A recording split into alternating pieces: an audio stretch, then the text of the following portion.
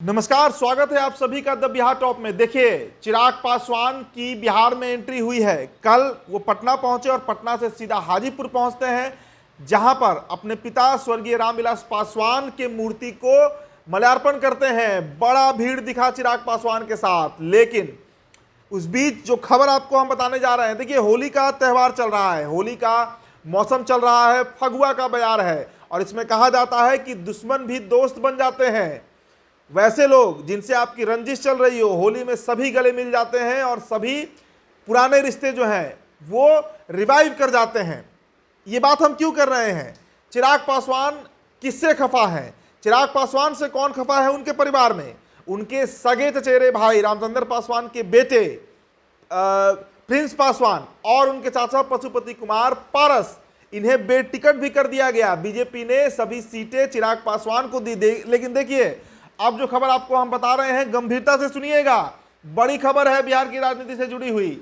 जब तक seat sharing का मसला नहीं सुलझा था, चाचा भतीजा चचेरे भाई कॉम्प्रोमाइज करने को तैयार नहीं थे। यानी ना तो चिराग पारस की बात सुनना चाहते थे, पारस अड़े हुए थे कि हाजीपुर ही लड़ेंगे, लेकिन एनडीए क्लियर कर दिया कि चिराग एनडीए से लड़ेंगे हाजीपुर। अब देखिए, इसके बाद जो खबर निकल के आ रही है, परिवार में सुलह हो गया है।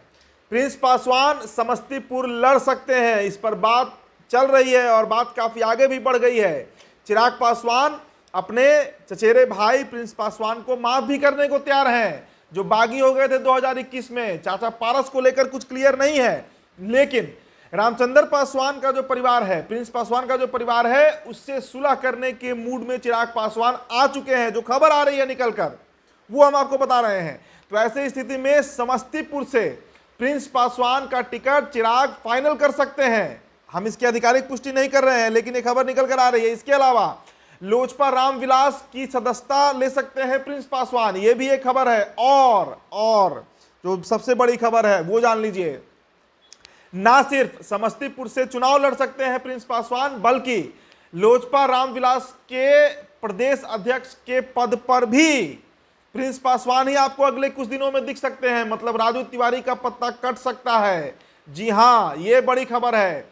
तो दोनों परिवार में सुलह होने के कगार पर आ चुके हैं, रिश्ते मधुर हो रहे हैं। होली का महीना है, रिश्तों को मजबूत करने का समय है। चिराग पासवान इसका संकेत भी दे रहे हैं और समस्तीपुर से प्रिंस पासवान ताल ठोकने जा रहे हैं। चाचा पारस का क्या होगा ये हमको नहीं पता, इसकी जानकारी हम तक नहीं है, लेकिन परिवार एक होने वाला है, ये पक्के तौर पर आप मानकर चलिए कि परिवार एक होने जा रहा है। तो एक परिवार से 3 लोग इस लोकसभा में दिखेंगे। खुद चिराग हाजीपुर से, जीजा अरुण भारती जमुई से और चचेरे भाई प्रिंस पासवान समस्तीपुर से। तीनों रिजर्व सीट है, सुरक्षित सीट है और इन 3 सीटों पर चिराग अपने ही कुनबे को उतार रहे हैं, अपने ही परिवार के लोगों को उतार रहे हैं। बचा खगड़िया और वैशाली, वहां से कौन उतरेगा?